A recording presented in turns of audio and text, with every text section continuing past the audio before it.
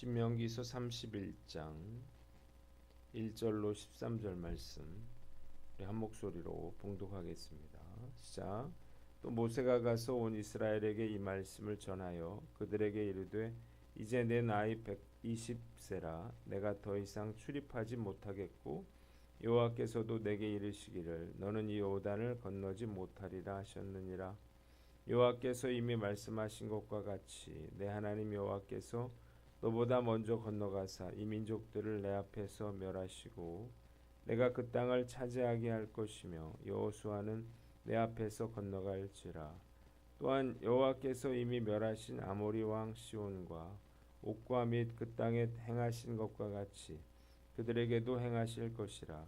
또한 여호와께서 그들을 너희 앞에 넘기시리니 너희는 내가 너희에게 명한 모든 명령대로 그들에게 행할 것이라. 너희는 강하고 담대하라. 두려워하지 말라.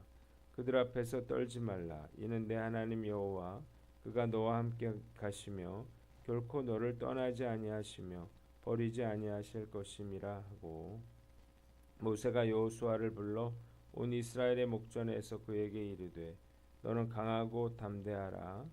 너는 이 백성을 거느리고 여호와께서 그들의 조상에게 주리라고 맹세하신 땅에 들어가서 그들에게 그 땅을 차지하게 하라. 그리하면 여호와 그가 내 앞에서 가시며 너와 함께 하사 너를 떠나지 아니하시며 버리지 아니하시리니 너는 두려워하지 말라. 놀라지 말라. 또 모세가 율법을 써서 여호와의 언약궤를 매는 레위 자손 제사장들과 이스라엘 모든 장로에게 주고 모세가 그들에게 명령하여 이르기를 내 7년 끝에 곧 면제년의 초막절에 온 이스라엘이 내 하나님 여호와 그가 택하신 곳에 모일 때에 이 율법을 낭독하여 온 이스라엘에게 듣게 할지니 곧 백성의 남녀와 어린이와 내 성읍 안에 거류하는 타국인을 모으고 그들에게 듣고 배우고 내 하나님 여호와를 경외하며 이 율법의 모든 말씀을 지켜 행하게 하고 또 너희가 요단을 건너가서 차지할 땅에 거주할 동안에 이 말씀을 알지 못하는 그들의 자녀에게 듣고 내 하나님 여호와 경외하기를 배우게 할지니라. 아멘. 오늘은 신명기서 31장 말씀을 가지고 강하고 담대하라 이런 제목으로 묵상 나눔하도록 하겠습니다. 본문은 BC 1407년 11월경에 가나안 입성을 한 두 달 열흘 정도 앞두고 모압 평지에서 일어난 그러한 사건입니다. 그중 첫 장인 31장은 이스라엘의 지도자 모세가 자신의 죽음을 예감하고 새로운 시대를 맞이할 이스라엘을 위해서 마지막으로 행한 사역들을 기록하고 있습니다.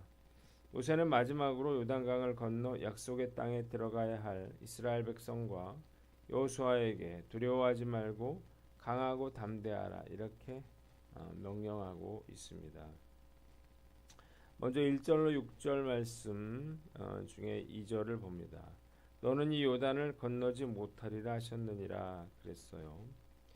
자, 모세는 자신의 나이가 120세라 더 이상 백성들을 지도할 수가 없고 무엇보다 하나님께서 자신이 가나안 땅에 들어가는 것을 허락하지 않으셨다. 그렇게 말을 합니다. 그러나 그는 하나님께서 백성들보다 먼저 그 땅에 가셔서 그들을 멸하시고 그 땅을 차지하게 하실 것이며 여호수아가 그들의 지도자가 되어서 그들을 이끌게 될 거라 이렇게 말을 합니다.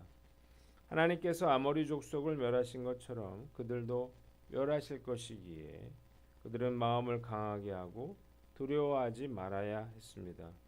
하나님께서 동행하시고 그들을 결코 떠나거나 버리지 않으실 것이었기 때문입니다. 본문이 우리에게 주는 교훈이 있는데 불평하거나 원망하지 말아라는 것입니다. 모세에게 있어서 가장 슬프고 괴로운 사건은 아마도 가데스 바네아에서 반석을 지팡이로 2번 친 사건일 것입니다. 이 단 한 번의 사건으로 인해서 모세는 일평생 꿈꾸었던 가나안 땅에 들어갈 수가 없게 되었습니다. 지난 40년 동안에 오직 가나안 땅에 들어가겠다고 하는 기대감으로 살아온 모세는 이제 가나안 땅을 바로 목전에 둔 상황에서 그 땅에 들어가지 못한다는 하나님의 말씀을 듣게 됩니다. 얼마나 안타까웠는지 그는 하나님께 다시 한번 가나안 땅 입성을 허락해달라 이렇게 기도했지만 하나님은 그만해도 족하니 이 일로 내게 다시 말하지 말라 이렇게 단호하게 거절하셨습니다. 모세의 일생일대의 일생을 건 그러한 꿈과 비전은 결국 마지막 순간에 이루어지지 않았습니다. 얼마나 모세가 힘들고 괴로웠을까요? 지금까지 얼마나 그가 하나님께 충성을 다했습니까? 한번 봐줄 수도 있지 않았을까 그런 생각이 드는데요. 단 한 번의 실수로 인해서 가나안 땅에 들어가지 못하게 하신 것은 하나님은 좀 너무하신 것 아닌가 그런 생각도 듭니다. 그는 가나안 입성을 위해서 살았습니다. 다른 일은 생각해 본 적도 없어요. 평생을 그렇게 가나안 땅을 꿈꾸며 살았는데 결국 좌절되는 것입니다. 그러나 모세는 하나님을 원망하지 않습니다. 성경 어디에도 그가 하나님을 원망했다 이런 기록이 없습니다. 물론 속으로는 섭섭했겠죠. 그러나 원망하거나 불평하지 않았습니다. 지금까지 사역을 해오면서 노력한 만큼 결과가 나오지 않거나 기도가 응답되지 않아서 속상했던 적이 참 많이 있었습니다. 그러나 그렇더라도 모세처럼 하나님을 원망하거나 불평해서는 안 되겠다 이런 생각이 들어요. 불평은 우리로 하여금 하나님으로부터 멀어지게 만들고 또 불순종하게 만들기 때문이에요. 하나님께서도 모세가 섭섭하다는 사실을 아셨는지 그가 죽기 전에 느보산에 올라가서 약속의 땅 전체를 볼 수 있도록 허락해 주십니다. 하나님이 응답하시지 않는 데는 다 그럴 만한 이유가 있을 거예요. 그러나 우리가 알아야 할 것은 하나님은 독생자 예수 그리스도를 나를 위해서 십자가에 내어 주실 만큼 그렇게 나를 사랑하시는 분이라는 것입니다. 오늘 혹시 하나님께서 내게 허락하시지 않은 것으로 인해서 내가 혹시 불평하고 원망하고 있지는 않는가? 그 원망의 마음을 털어버리고 하나님께서 우리에게 베풀어 주신 것에 대해서 우리가 감사할 줄 알아야겠죠. 섭섭한 중에 우리가 감사할 수 있다면 하나님이 더 기뻐하시리라 믿습니다. 오늘 말씀 앞에서 우리가 어떤 상황에서도 불평하지 않고 우리가 감사하기로 결단하는 저와 여러분들 되시기를 주님의 이름으로 축원합니다. 두 번째는 7절로 8절인데 7절 말씀을 봅니다. 모세가 여호수아를 불러 이르되 너는 강하고 담대하라 그랬습니다. 자, 모세는 여호수아를 불러서 온 이스라엘 앞에서 마음을 강하게 하고 용기를 내라 이렇게 격려한 후에 하나님께서 약속하신 땅을 백성들로 하여금 유산으로 얻게 하라 이렇게 명령을 합니다. 하나님은 그가 여호수아와 함께 하시겠다. 떠나지도 버리지도 않을 것이니 두려워하지 말고 겁내지 말아라. 그렇게 말씀하고 계십니다. 본문이 우리에게 주는 교훈이 있는데 끝까지 사명을 감당하라는 거예요. 자, 모세가 해야 될 일은 백성들을 이끌고 가나안 땅으로 들어가는 것이 아니라 여호수아를 백성들 앞에서 후계자로 선포하고 그가 모든 일들을 감당할 수 있도록 돕는 것이었습니다. 자, 모세는 더 이상 하나님이 거절하신 일에 대해서 집착하지 않았습니다. 여호수아를 세워서 격려하고 그리고 그가 백성들을 이끌고 가나안 땅에 들어갈 수 있도록 최선의 준비를 해주고 있는데 이런 모세의 행동으로 인해서 모세가 죽은 이후에도 이스라엘 백성들은 흔들리지 않을 수 있었습니다. 그리고 여호수아의 말에 순종할 수 있었어요. 그래서 여호수아는 이후에 백성들을 이끌고 가나안 땅을 정복하게 됩니다. 모세는 자신이 그 약속의 땅에 들어갈 수는 없었지만 약속의 땅에 들어갈 백성들을 위한 자신의 역할에 끝까지 충성했습니다. 모세는 자신이 원하는 것과 하나님의 뜻이 상충될 때는 아주 미련 없이 하나님의 뜻을 따릅니다. 이것이 바로 모세가 위대한 이유겠죠. 모세가 위대한 것은 그가 가나안을 정복하고 자신의 꿈을 이루었기 때문이 아니라 하나님의 뜻이 무엇이든 그것에 순종했기 때문입니다. 비록 모세가 백성들을 이끌고 가나안 땅에 들어가지는 못했지만 끝까지 하나님께 순종했기에 이스라엘의 가장 위대한 그러한 인물의 반열에 오르게 되었다는 것입니다. 말씀 묵상하면서 생각해 봤어요. 하나님이 저에게 맡겨주신 일은 드러나거나 폼나는 일은 아니었습니다. 어쩌면 이렇게 사역을 마무리할 수도 있겠다는 생각이 드는데, 그러나 저는 이것을 전혀 개의치 않습니다. 하나님이 하라고 하시는 그러한 일을 하는 것이야말로 가장 가치 있고 위대한 일이라는 사실을 제가 잘 알고 있기 때문이에요. 오늘 말씀 앞에서 난 어떤가 한번 살펴봐야 되겠죠. 비록 사람들이 알아주지 않더라도, 또 내가 원치 않는 일이라도, 그 어떤 일이라도 하나님께서 나에게 허락하신 일이라면 내가 끝까지 그 일을 감당해야 할 것입니다. 온전한 순종으로 모세처럼 정말 위대한 믿음의 사람이 되시는 저와 여러분들 되시기를 주님의 이름으로 축원합니다. 마지막으로 9절로 13절인데 11절을 봅니다. 이 율법을 낭독하여 온 이스라엘에게 듣게 할지니 그랬습니다.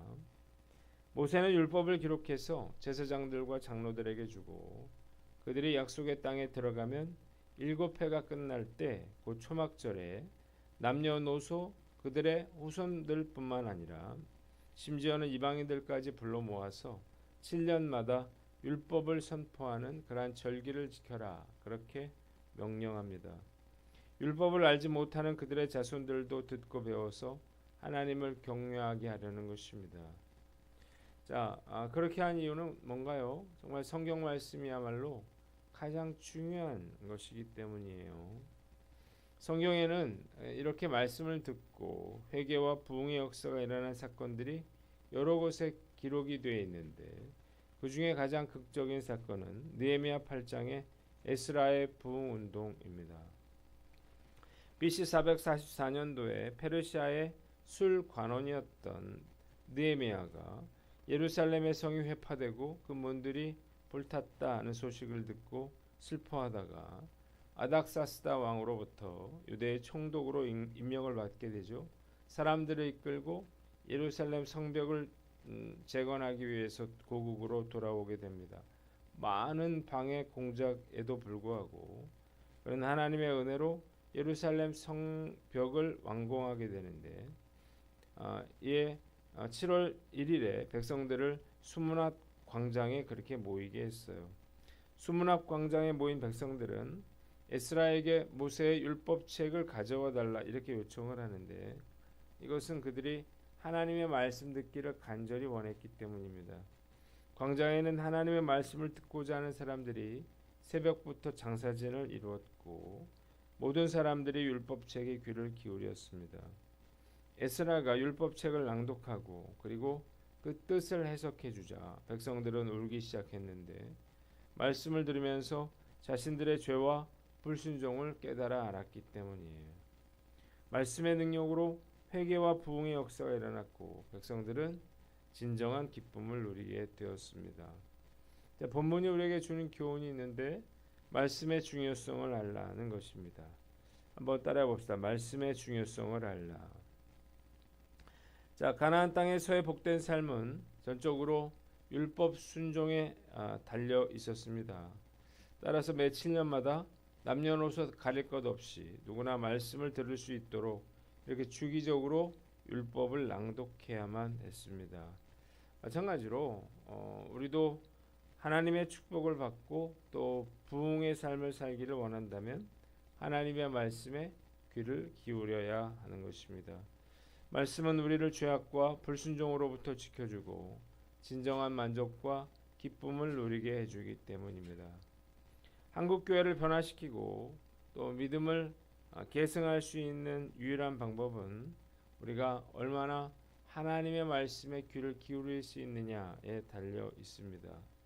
그 어떤 때보다 지금이 위기라 이렇게 말하는 것은 우리가 하나님 말씀을 읽기에 묵상하기에 너무나 많은 큰 유혹이 있기 때문이에요.